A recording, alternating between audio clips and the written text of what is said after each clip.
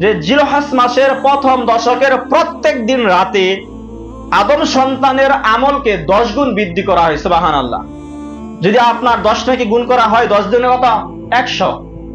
আপনার আমল নামা 100 বাড়িয়ে দেওয়া হয়। আবার পরের দিন ওই 100কে আবার গুণ করা হয় 10 দিয়ে। 10 দিয়ে যদি 100কে গুণ করা হয়, পরের দিন হয়ে যায় 1000 গুণ। এরপরে যদি আবার ওই 1000কে আবার 10 দিয়ে গুণ করা হয়, এরপরে হয়ে যায় আবার 10,000 গুণ। এরকম ভাবে প্রত্যেক দিন জিলহজ মাসের প্রত্যেক রাতেই প্রথম দশকের আমলকে 10 গুণ বৃদ্ধি করা হয়।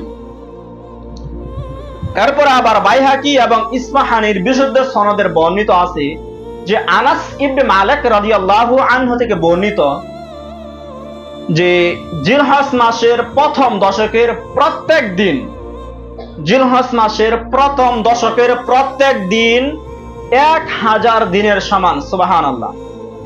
আর আরাফার দিনের মর্যাদা 10,000 দিনের সমান। সুবহানাল্লাহ।